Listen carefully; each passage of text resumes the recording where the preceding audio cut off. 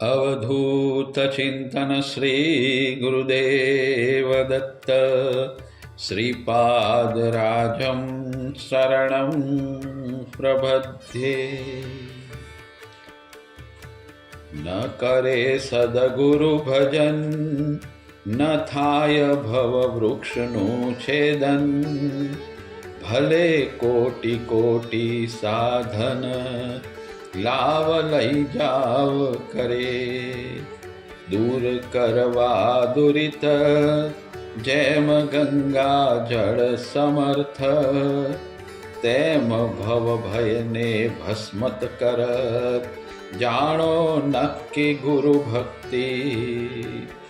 करवा भवनु निर्दलन खास करवु गुरु भजन। एज श्रेष्ठ छे साधन सदभागी जाणो गुरु भक्त। આગલા અધ્યાયમાં આપણે જોયું કે ભગવાન દત્તાત્રેય ભગવાને સહસ્ત્રાર્જુનને ઉપદેશ કર્યો, મદાલસા આખ્યાન જોયું અને ત્યારબાદ યદુ રાજાને ભગવાન ઉપદેશ કરે છે અને પોતે કરેલા 24 ગુરુઓનું વર્ણન કરે છે, જે આપણે આગળ જોઈએ. દત્ત પ્રભુએ પોતે કરેલા 24 ગુરુઓમાંથી પોતે શું ગ્રહણ કરેલું તેનું વિવરણ પૂજ્યશ્રીએ અતિ અદ્ભુત રીતે વર્ણવ્યું છે. પ્રથમ ગુરુ છે પૃથ્વી ને પહેલા ગુરુ તરીકે સ્વીકાર્યા છે. પૃથ્વી સહનશીલતાનું એક અદ્વિતીય દૃષ્ટાંત છે. લોકો પ્રાણીઓ તેના પર ચાલે, લાતો મારે, ખાડો ખોદે, ખેડે, મળત્યાગ કરે, છતાં પૃથ્વી ક્યારેય કોપ કરતી નથી. તે વિચારે છે કે આ સઘળા મારા જ બાળક છે, હું તેમને અહીંથી જવાનું કહીશ તો તે ક્યાં જશે? મારા પ્રારબ્ધમાં આ પ્રમાણે નિયત થયું હશે. દત્ત ભગવાન કહે છે, વૃક્ષ મારો ઉપગુરુ છે. તે જીવનભર એક જ સ્થળે રહી સ્વયં તાપ, વરસાદ વગેરે સહીને કેટલાય વટે માર્ગુઓને છાંયો આપે છે. તે ફળ ફૂલ આપે છે અને તેના મૃત્યુ પછી તેના લાકડાનું રાચરચીલું બનાવવામાં આવે છે અને ઈંધણમાં કામ આવે છે. તેને બાળી નાખ્યા પછીથી તેની રાખ ખેતરમાં નાખી તેનો ખાતર તરીકે પણ ઉપયોગ થાય છે. પૂજ્યશ્રીએ વૃક્ષને આવા પરોપકારી સ્વભાવને કારણે સાધુવર શબ્દથી નવાજ્યું છે. પ્રભુ કહે છે, મનુષ્યએ પરોપકાર કરવો જોઈએ. શક્ય હોય તો બીજાને મદદરૂપ થવાનો પ્રયત્ન કરવો જોઈએ. પરોપકાર કરતાં જાત ઘસી નાખવી જોઈએ. અતિથિને પ્રેમથી આવકારી આશરો આપી યથાશક્તિ સંતોષ આપવો જોઈએ. વૃક્ષ પર જેમ ફળ આવે છે તેમ તે વધુ નીચે તરફ ઢળે છે, તેમ સંપત્તિ આવતા મનુષ્યએ નમ્ર થવું જોઈએ. ભગવાન કહે છે, આ પ્રકારનો બોધ મેં વૃક્ષ પાસેથી લીધો. આગળ પ્રભુ કહે છે, મારો બીજો ઉપગુરુ પર્વત છે. પર્વત પોતાના પેટાળમાં વિવિધ પ્રકારની ધન સંપત્તિ રાખે છે, તેથી તે મનુષ્ય પર ઉપકાર કરી શકે છે. તે પોતાના દેહમાં વિવિધ ગુફાઓ રાખે છે, તેમાં સાધુ સંતોને આશરો આપે છે અને સાધુઓ ગુફામાં રહી પોતાનું શ્રેય સાધે છે. આ જ રીતે મનુષ્યએ વિદ્યાધન એકઠું કરી બીજાના જ્ઞાન માટે વાપરવું જોઈએ. તેણે સાધુ સંતોને આશ્રય આપવો. બીજા ગુરુ છે વાયુ. દત્ત ભગવાને બીજો ગુરુ વાયુને કહ્યો છે. વાયુ સર્વત્ર વ્યાપેલો છે, છતાં ક્યાંય લિપ્ત થતો નથી. તે જ રીતે મુમુક્ષોએ સદા વિરક્ત રહેવું, નિર્લેપ રહેવું. પ્રભુ કહે છે, વાયુ પાસેથી મેં અનાસક્તિનો ગુણ સ્વીકાર્યો. વાયુ ગમે તેવા શીત કે ઉષ્ણ પ્રદેશમાં ફરે છે, પરંતુ તેના પર કોઈ બીજા ગુણદોષ આરૂઢ થતા નથી. વાયુ દેહમાં રહે છે, છતાં તેને અહંકાર આદિ સ્પર્શતા નથી. તે અલિપ્ત રહે છે. તેમ મુમુક્ષોએ ગમે તેવા સંજોગો આવે પણ અલિપ્ત રહેવું. ત્રીજા ગુરુ છે આકાશ. પ્રભુ કહે છે કે મારો ત્રીજો ગુરુ આકાશ છે. તે નાના ઘડામાં અને બહાર એક સરખું વ્યાપેલું હોય છે. તેમ આત્મા પણ જુદા જુદા દેહમાં અને ચરાચરે વ્યાપેલો છે. તે નિર્વિકાર, નિશ્ચલ અને નિસંગ છે. પૂજ્યશ્રી આગળ સમજાવતા કહે છે કે વિવિધ દેહ, કાલ, કર્મ અને ગુણ આધીન છે. આ ત્રણેયનો સંબંધ છે ત્યાં સુધી દેહ અલગ અલગ રૂપો ધારણ કરે છે. એક સુંદર દ્રષ્ટાંત આપતા પૂજ્યશ્રી કહે છે કે નદી એકધારી રીતે વહે છે. તેને જોનારને તેના ઉદ્ગમ સ્થાનની ખબર નથી હોતી, એટલે તેને એકલું વહેતું પાણી જ દેખાય છે.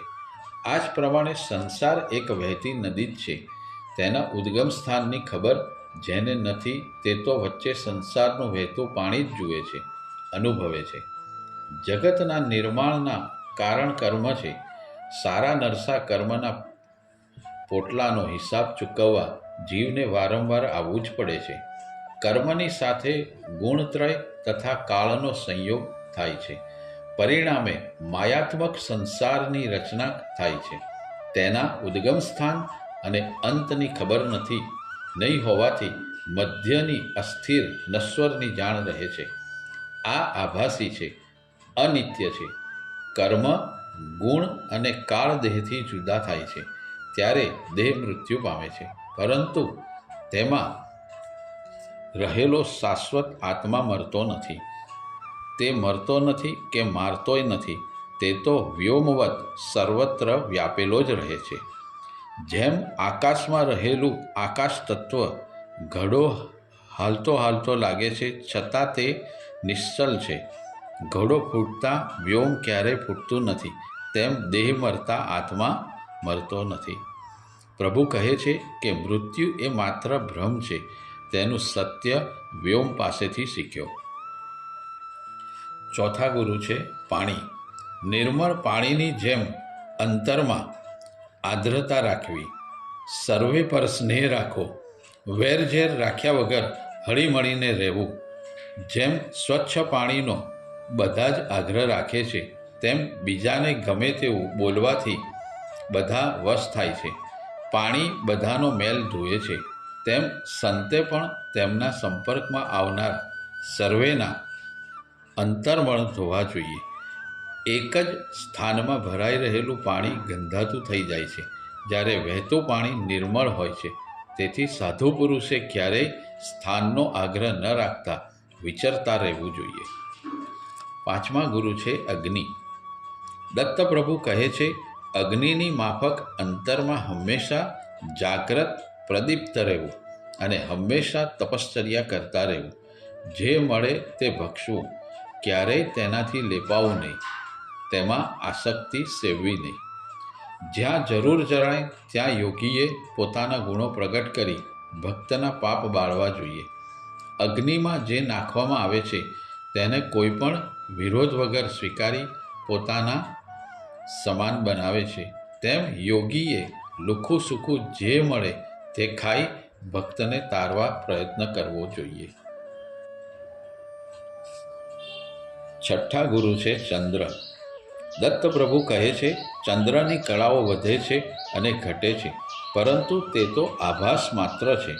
લોકોને એમ લાગે છે કે ચંદ્ર વધે છે અને ઘટે છે, પરંતુ આ કલાઓ વધવા ઘટવાથી ચંદ્ર વધતો નથી કે ઘટતો પણ નથી.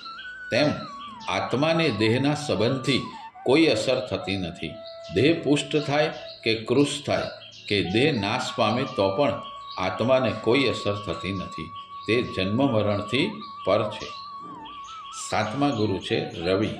ભગવાન કહે છે, સવારથી સાંજ સુધી ફરતો દેખાતો સૂરજ ખરેખર તો સ્થિર જ છે. તે પ્રમાણે પ્રતિ દેહમાં વસતો આત્મા ફરતો લાગતો હોવા છતાં તે સર્વત્ર વ્યાપક હોવાને કારણે સ્થિર છે. સૂર્ય પરોપકાર અર્થે પાણીનો સંગ્રહ કરી જરૂરિયાત હોય ત્યાં વર્ષા કરે છે. તેમ સંત પુરુષે લોક ઉપયોગી ચીજ વસ્તુ નિર્લેપ ભાવે સંગ્રહી રાખી જ્યાં જરૂર હોય ત્યાં આપવી. સંતે જ્ઞાન સંગ્રહ કરી જરૂરિયાતવાળાને આપવું જોઈએ. આઠમા ગુરુ છે કપોત. દત્ત પ્રભુ એક કપોત કુટુંબનું ઉદાહરણ આપી કહે છે કે પોતાની સ્ત્રી બાળકો તરફની મમતા, મોહ, પ્રેમને કારણે કપોત પોતાનો પ્રાણ ગુમાવે છે. તેના પરથી જ એવો બોધ લીધો કે મોહનો ત્યાગ કરવો, સાવધાન રહી અનાયાસક્તિથી રહેવું. 9મા ગુરુ છે અજગર. પ્રભુ કહે છે, જીવ માત્રને મળી આવતું સુખ દુઃખ તેના પૂર્વકર્મ પ્રારબ્ધને આધીન છે. તેથી સુખ માટે જ્યાં ત્યાં ભટકવાનું મૂકી અજગરની જેમ એક જગ્યાએ જાગૃત પડી રહી મળે તે ગ્રહણ કરવું. ઇન્દ્રિયોનું સુખ પણ પ્રારબ્ધાધીન છે. તેને માટે ફાંફા મારવાનો કોઈ અર્થ નથી. ઇન્દ્રિય સુખ માટેના 2 અનુપમ દોહરા પૂજ્યશ્રીએ અહીંયા મૂક્યા છે. જતા શ્વાન યોનિમાં મળે શુનિ ભોગાર્થ જેમ, થતા ઇન્દ્રપદ પ્રાપ્ત ત્યાં ઇન્દ્રાણીએ.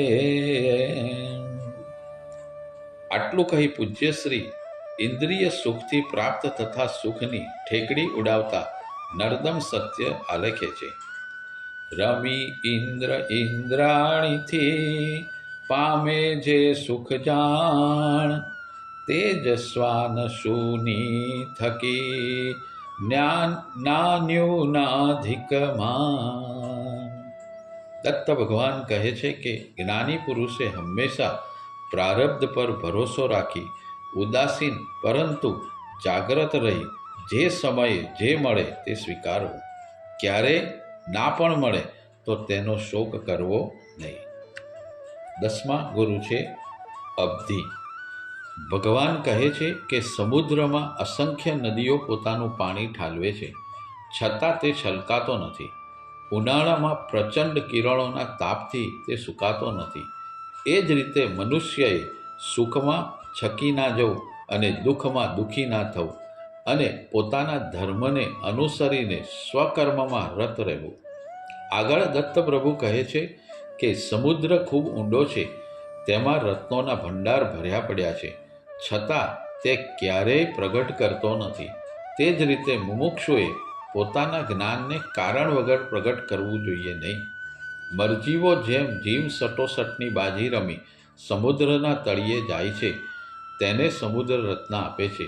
તે જ પ્રમાણે સંત પુરુષે યોગ્યતાને ધ્યાનમાં લઈ જ્ઞાનદાન કરવું.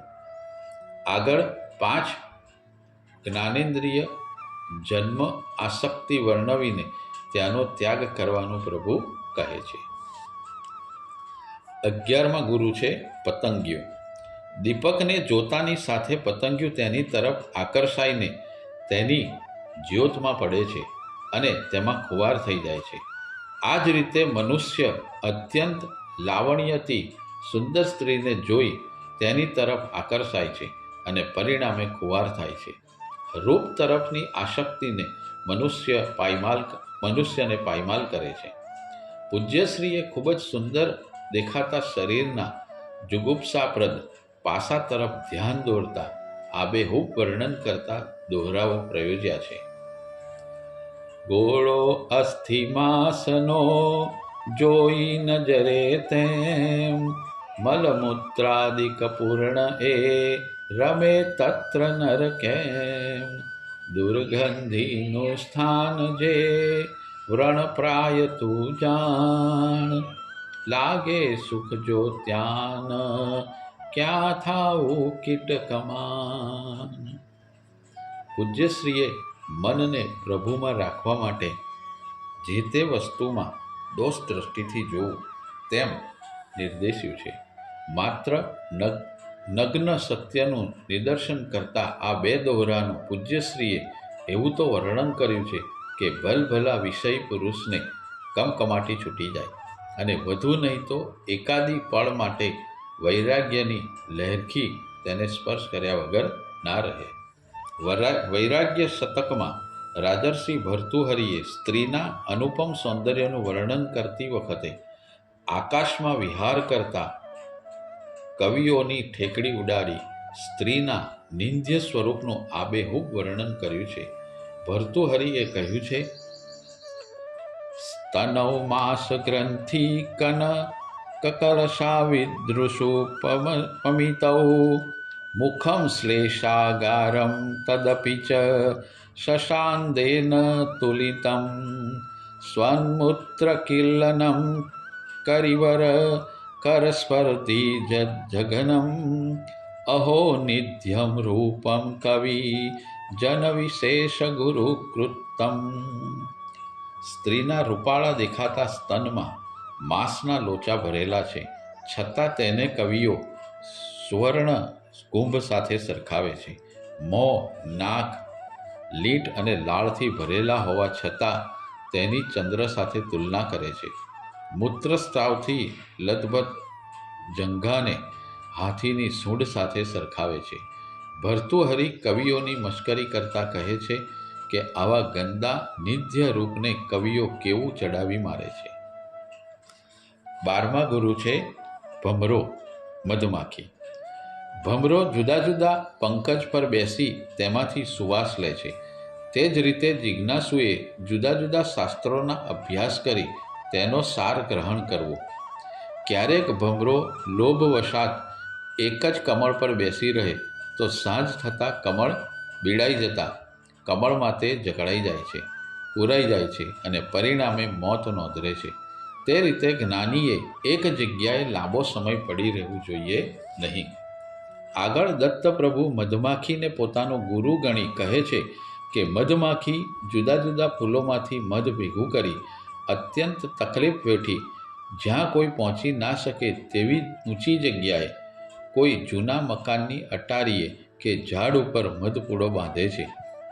તે પોતે મધ ચાખતી નથી, ખાતી પણ નથી અને બીજા કોઈ મધ ખાઈ ના જાય તે માટે તેનું રક્ષણ કરતી તેની ઉપર બેસી રહે છે. સમયાંતરે કોઈ વાઘરી અથવા મધ વેચવાનો ધંધો કરનારો આવી મધપૂડા નીચે ધૂણી કરી મધમાખીઓને ઉડાડી દઈ મધ ભરેલો પૂડો લઈ જાય છે. આ પ્રમાણે કંજૂસ માણસ ધન સંચય કરી તેની ચોકી કર્યા કરે છે. તે વાપરતો નથી અને બીજાને દાન પણ કરતો નથી. તેથી કોઈક વખત કોઈ ચોર કે લૂંટારો તે લૂંટી જાય છે અથવા તેના છોકરા ઉડાડી દે છે અને છોકરા ના હોય તો તે બધું ધન નધણિયાતું મૂકી મરી જાય છે. આ ધન અંતે વેર વિખેર થઈ જાય છે. કંજૂસ માણસનો જીવ ધનમાં રહી જાય તો તે ભૂત થાય કે સાપ બની તેનું રક્ષણ કરતો રહે છે. આ કારણે ક્યારેય સંગ્રહ કરવો નહીં. જરૂરિયાતવાળાને સમયસર આપી દેવું જોઈએ. દત્ત ભગવાનના 13મા ગુરુ છે હાથી. સ્પર્શ અનાસક્તિથી પીડિત મદોન્મત્ત હાથી હાથડીને જોઈ મોહાંધ થઈને તેને ભોગવવા માટે ગાળો થઈ જાય છે. હાથીની આ નબળાઈનો ઉપયોગ કરી હાથી પકડનારા ખાડો કરી તેની ઉપર ઘાસ પાથરી ખાડાની બીજી બાજુ લાકડાની હાથણી ઊભી રાખે છે. કામવિવળ હાથી તે જોઈ તેના તરફ દોડે અને અંતે ખાડામાં પડે છે. અંતે સ્ત્રી લોલુપતાને કારણે જીવ ગુમાવે છે. આ જ પ્રમાણે કામાંધ પુરુષો ઉલટા સ્ત્રીના પાસમાં સપડાઈ જઈ ખુવાર થાય છે અને ઉદાહરણથી મનુષ્યએ સ્પર્શ આસક્તિ ત્યાગવી. 14મા ગુરુ છે મધુહારક. દત્ત ભગવાને જેમ મધનો સંગ્રહ કરનાર મધમાખીને ગુરુ માની છે તેમ મધપૂડાને લૂંટી જનારને પણ પોતાનો ગુરુ તરીકે સ્વીકાર્યો છે. મધમાખી મધ સંચય કરે અને મધુહારક મધમાખીએ તૈયાર કરેલું મધ લૂંટી જાય છે અને આ રીતે તે પોતાના કુટુંબનું ગુજરાન ચલાવે છે. એ પ્રમાણે યોગીએ ધ્યાન, જાપ, તપરત રહેવું જોઈએ. ખોરાક બનાવવા માટેની કડાકૂટમાં પડ્યા વગર કોઈ ગૃહસ્થીને ત્યાંથી ભિક્ષા માગી લાવીને તે આરોગવી. આને પરિણામે વધારાનો મળતો સમય તપ, ધ્યાન, જપ કરવામાં વિતાવવો અને આત્માનું શ્રેય સાધવું. 15મા ગુરુ છે મૃગ. શબ્દ, નાદ, ગાનની આસક્તિથી મૃગ પોતાના પ્રાણ ગુમાવે છે. હવાની જેમ ખૂબ ઝડપથી દોડી શકતા કસ્તુરી મૃગને પકડવા માટે માણસો ખૂબ મધુર તાલ, લય, સ્વરવાળું ગીત આલાપે છે. તેના સુમધુર ગાનને કારણે કસ્તુરી મૃગ ખેંચાઈ આવે છે અને ગીતમાં લીન થઈ જાય છે અને અંતે તે પકડાઈ જાય છે અને પ્રાણ ગુમાવે છે.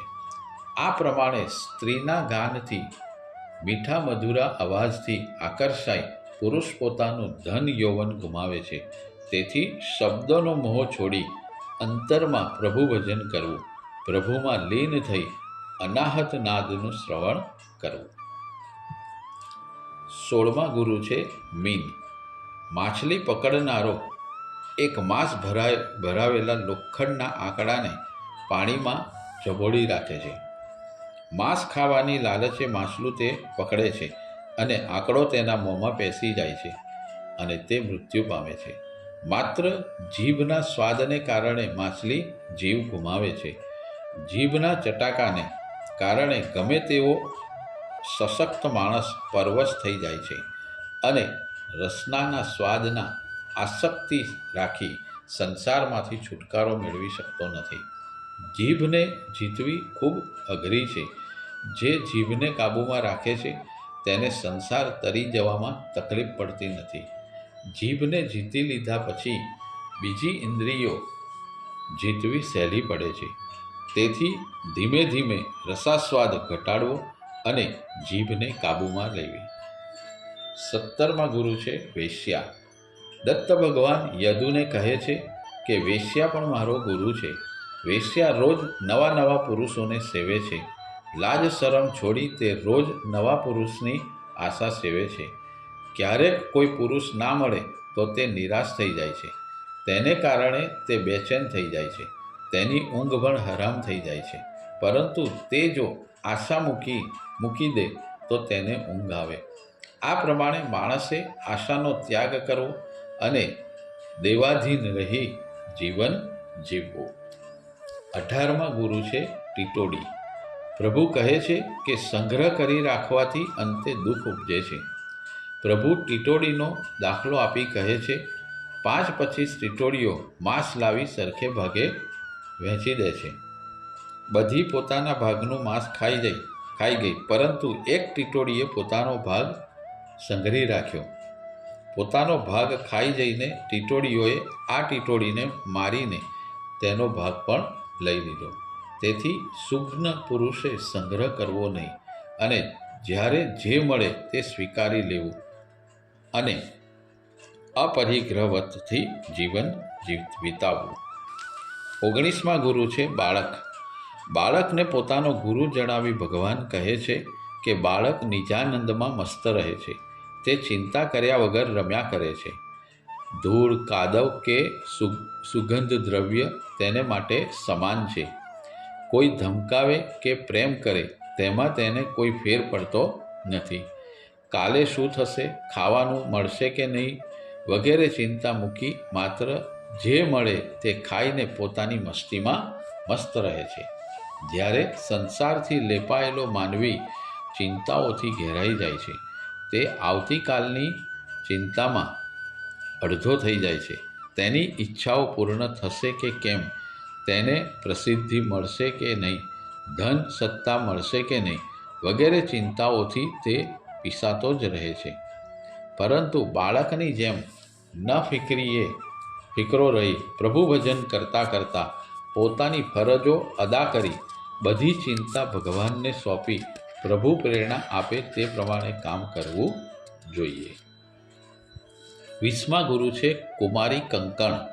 પ્રભુ કહે છે કે માત્ર 2 કંકણ પણ ભેગા થાય તો તે અવાજ કરે છે.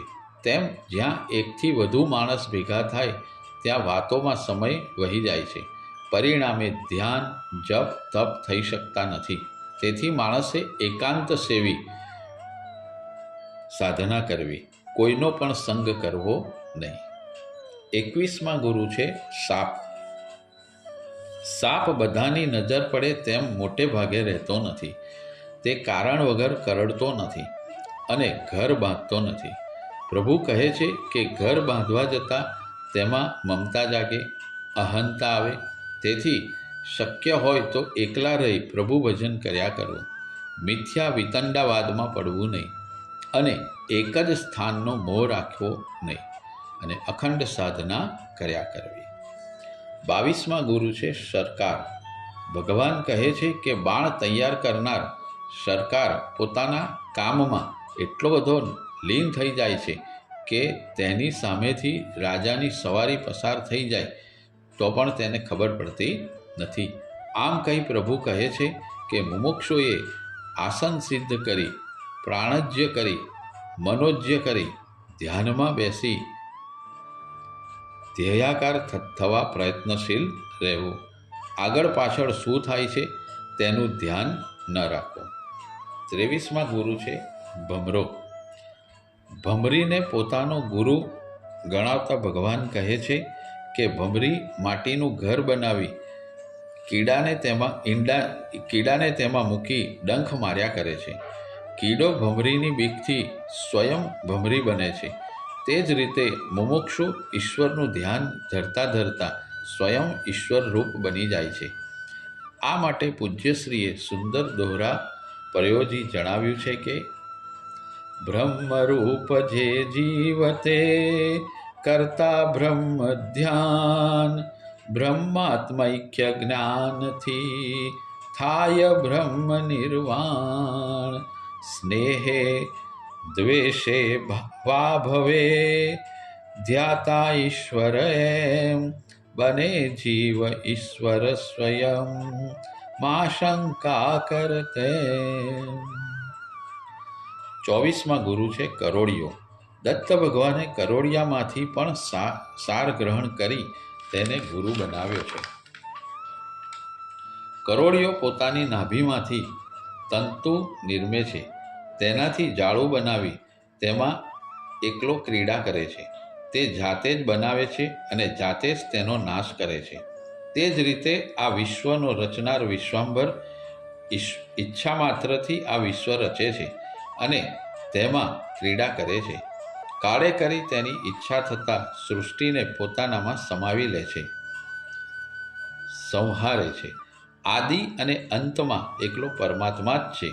વચમાં પણ ત્રિગુણ થકી એકલો એ જ વિહાર કરે છે. તે કરતા હોવા છતાં અકર્તા છે. તે ખાવા છતાં ભૂખ્યો હોય છે. આમ વારે ઘડીએ તેની ઈચ્છાથી પ્રભુ વિશ્વની રચના અને સંહાર કરે છે. તેને કોઈ બંધન નથી, તેથી તે વ્યાપક છે, અજર અમર છે. આ દેખાતું વિશ્વ માત્ર આભાસી છે. બ્રહ્મ આત્મા એ જ સનાતન સત્ય છે. પૂજ્યશ્રીએ સુંદર દોહરો લખ્યો છે.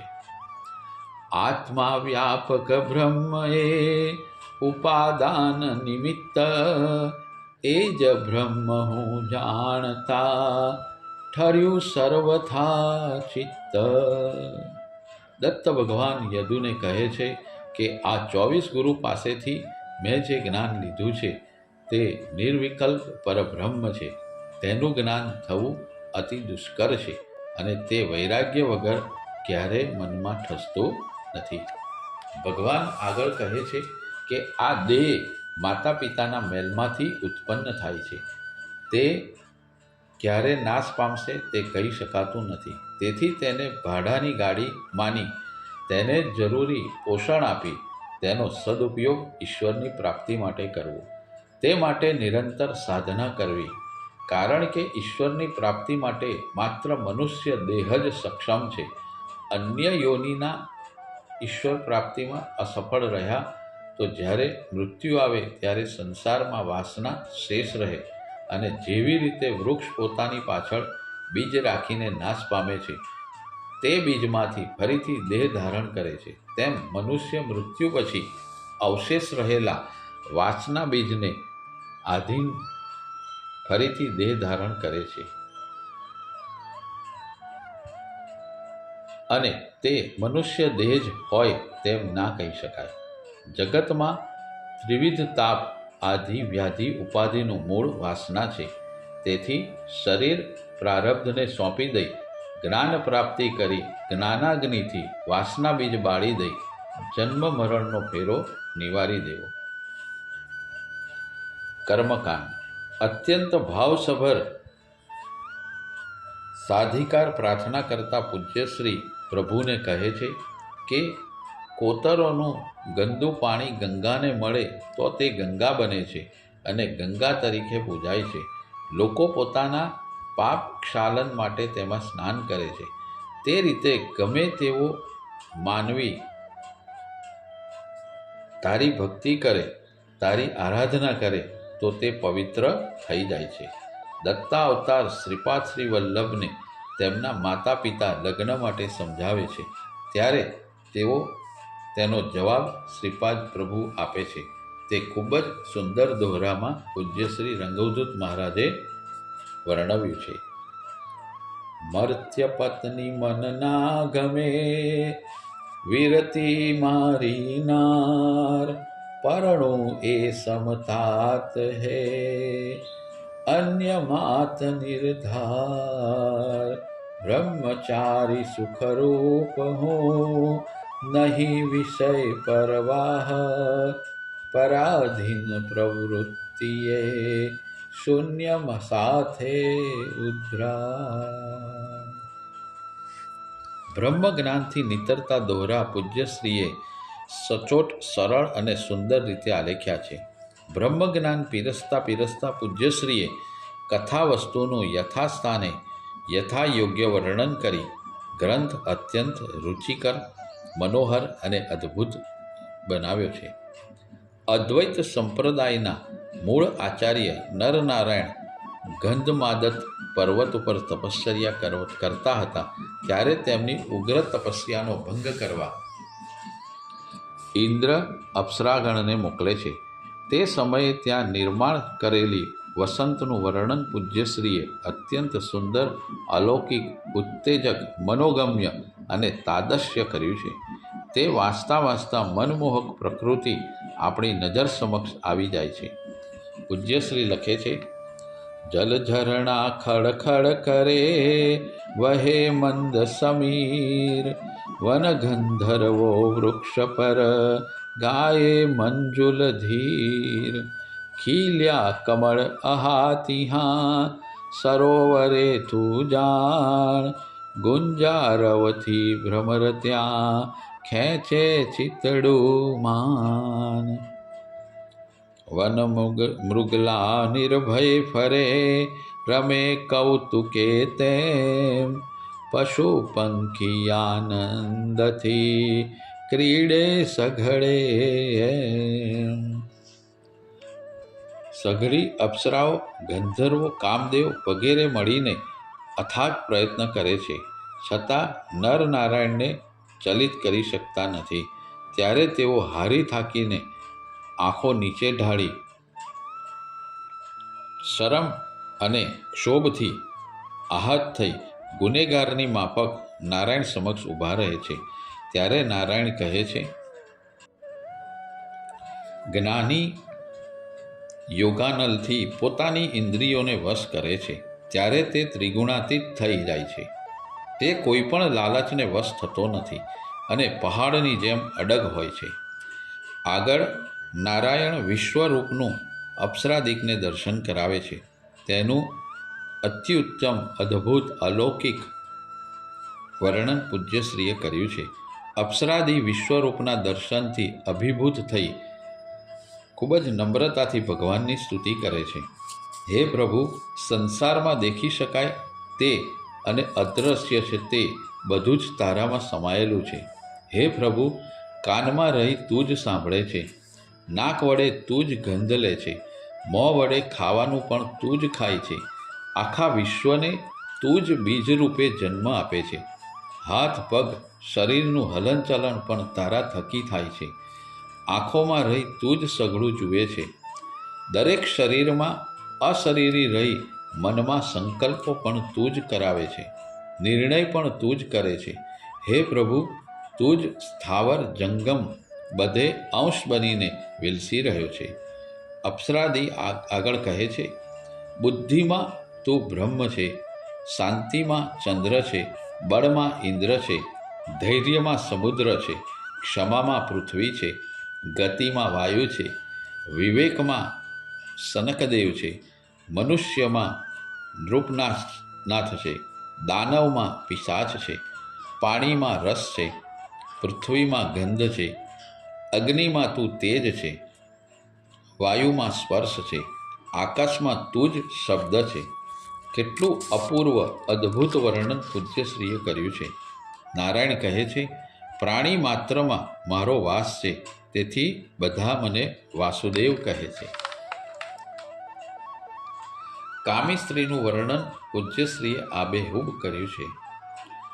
જાર કર્બ છાનું કરે, કેમ રહે એ ગુપ્ત, ધરતી પાતક ઓચરે, કરો પ્રગટ કે ગુપ્ત. ચપલ નૈન છીપે નહીં, કરે કરોડ યત્ન, પાપ આપ બોલી ઉઠે, મિથ્યા થાય પ્રયત્ન. નારી ડૂબે કામથી, નીચ સેવથી વિપ્ર, રાજા બ્રહ્મદંડે યતિ, ભોગ સંગ્રહે ક્ષિપ્ર. પૂજ્ય નૃસિંહ સરસ્વતી મહારાજના યજ્ઞોપવિત સંસ્કાર ગ્રહણ કરી તેમના માતા પાસે જાય છે. માતાને પ્રણામ કરી ભિક્ષાટને જવા માટે આજ્ઞા માગે છે. ત્યારે માતાને ખૂબ આઘાત લાગે છે અને દુઃખી થઈ જાય છે. તે સમયે માતાને ઉપદેશ આપતા નૃસિંહ સરસ્વતી સ્વામી મહારાજ કહે છે, માં, આ જીવન, આ ભોગવિલાસ બધું જ ક્ષણભંગુર છે, ક્ષણિક છે, આભાસી છે. આજે છે અને કાલે નહીં હોય. ગમે તેટલો પ્રયત્ન કરવા છતાં જીવન ટકવું શક્ય નથી. સંસારના કાદવ ચૂથવામાંથી, મહાકાળના આવાહનથી બચી શકાય નહીં. જ્યાં સુધી આ શરીર સ્વસ્થ છે ત્યાં સુધી પ્રભુ ભજન કરી ભાથું બાંધી લેવું જોઈએ. આના સંદર્ભમાં પૂજ્યશ્રીએ એક સુંદર દોહરો રચ્યો છે. ક્ષણ ક્ષણ આયુ જાય આ, પલ પલ કાલ સમીપ, સંધ્ય પૂર્વ વધ્યે સદા, કરવો ધર્મ સમીપ. જેમ એક પછી એક પળો ગુજરતી જાય છે, તેમ તેમ જીવનનો અંત નજીક આવતો જાય છે. તેથી વહેલામાં વહેલી તકે પુણ્ય કર્મ કરી લેવું જોઈએ. નરી વાસ્તવિકતાથી નીતરતા આ દોહરાને પૂજ્યશ્રીએ જ્ઞાનથી મળી દીધો છે. આગળ નૃસિંહ સરસ્વતી માને કહે છે કે પીપળાના પાન પર પડેલા પાણીના ટીપાને ખરી પડતા જેટલી વાર લાગે તેટલી વાર પણ દેહને પડતા નથી લાગતી. જેમ નદીનું વહી ગયેલું પાણી ફરીથી ના મળે, તેમ વીતી ગયેલું આયુષ્ય પાછું નથી આવતું. જેમ જુઈના ફૂલને કરમાઈ જતા વાર નથી લાગતી, તેમ આ સંસાર પણ ક્યારે વિલાઈ જશે તે નક્કી કહી શકાતું નથી. આ બધું માયાનું સ્વપ્ન બજાર છે. માં, જન સામાન્યના મનમાં ઉઠનાર પ્રશ્નને પૂજ્યશ્રીએ અલખ નિરંજનના સંવાદ દ્વારા સમજાવ્યો છે. નિરંજન પૂછે છે, હે પ્રભુ, ગુરુ પરમાત્મા રૂપ છે, તેમને કોઈ પણ પ્રકારની ખોટ ન હોવા છતાં, સિદ્ધિઓના સ્વામી હોવા છતાં ભીખ કેમ માગે છે? તીર્થાટન કેમ કરે છે? તપ કેમ કરે છે? અલખજી સુંદર જવાબ આપે છે. સ્વયં શંકર ભગવાન ભિક્ષા માગે છે, દત્તાત્રેય અહર્નિશ તપ કરે છે. તે બધું તો ભક્તો માટે છે. કાળના પાસમાં અનેક પવિત્ર તીર્થો ઘૂસાઈ ગયા. તે તીર્થોને તીર્થાટન કરી ભક્તો માટે ગુરુદેવ પ્રગટ કરે છે. ભિક્ષાટન, તીર્થાટન તથા તપ સ્વયં કરે છે અને અન્યને મોક્ષ કામ માટે તેમ કરવા આકર્ષે છે અને ભક્તો પર અનુગ્રહ કરી તેમને કલ્યાણને માર્ગે વાળે છે. આગળ ગુરુની પ્રતિભા દર્શાવવા માટે પૂજ્યશ્રીએ ખૂબ સરસ દોહરો લખ્યો છે. તેજો રાશિ સૂર્યજ રહે ગુપ્ત શિરીત, ઢાંકો કસ્તુરી ભલે ગાય વાસ તદગીત. નાના સરખા દોહરામાં પૂજ્યશ્રીએ સત્ય ધરવી દીધું છે. ગુરુદેવનું મહત્વ સમજાવતા પૂજ્યશ્રી કહે છે, ભણે મંત્ર અનેક પણ સિદ્ધ ન ગુરુ વિણ એક, માટે વેદાદિક કહે શ્રેષ્ઠ તત્વ ગુરુ એક. પૂજ્યશ્રીની કલમમાં અદ્ભુત જાદુ હતો. કોઈ પણ સ્થળ, પ્રસંગ કે વ્યક્તિનું વર્ણન આબેહૂબ કરતા પોતે અખંડ બ્રહ્મચારી, સાક્ષાત્કારી, અતિ ઉચ્ચ કક્ષાના સંત હોવા છતાં વેશ્યાનું તથા તેના ઘરનું ખૂબ જ સુંદર વર્ણન કર્યું છે. હતી વાર વવિતા પુરા નંદી ગ્રામે, તેજે ચંદ્ર સમી અહા લાવણ્યાચિત છે, પૂર્ણચંદ્રવત યચ્છિદ્રે ઉત્તમ છત્ર સુહાય, શોભે હેમાસન તથા રત્ન જડિત શુભ ત્યાય, હેમ હવેલી એહની સ્વર્ણ પાદુકા તેમ, નાનાવિધ આભૂષણો હેમ રત્નમય એમ, નવયૌવન એકામિની શોભે સુંદર એમ, રત્નાલંકૃત મારની પ્રિયા અન્ય શું તેમ, દિવ્ય ગંધ કુસુમાદિની ગેહેરે લમછેર, કુમકુમ કસ્તુરી તથા અમિત ભોગવર ચેલ. એક એક શબ્દમાં લાવણ્ય ટપકે છે. એક એક શબ્દમાં, અક્ષરમાં શૃંગાર ઓપે છે. અદ્વિતીય કામણગારા વર્ણનમાં વિલાસિતતા ભાસે છે, છતાં પણ ગૌરવપૂર્ણ મર્યાદાઓથી અલંકૃત છે. એમાં અર્થ, ગાંભીર્ય અને પવિત્રતા અકબંધ છે. એક પણ શબ્દ અર્થહીન, અરુચિકર કે અયોગ્ય નથી. દ્વિજાચાર સમજાવતા ઋષિ સરસ્વતી ભગવાન કહે છે, બ્રાહ્મણના જમણા કાનમાં અગ્નિ, જળ, વરુણ, ઇન્દ્ર, વાયુ, ચંદ્ર અને સૂર્ય એમ 7 દેવતાઓ વાસ કરે છે.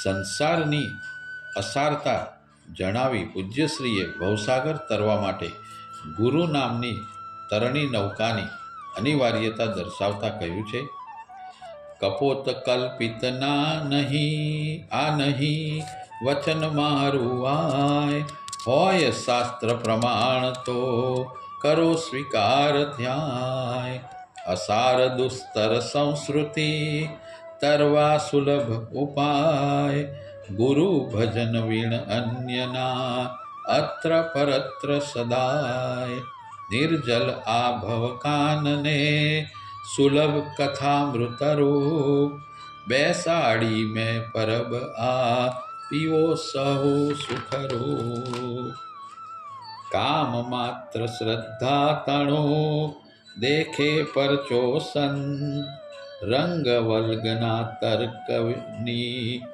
નિરર્થ અહીંયા હંત, અવધૂત ચિંતન શ્રી ગુરુદેવ દત્ત, શ્રીપાદરાજમ શરણં પ્રબધ્યે.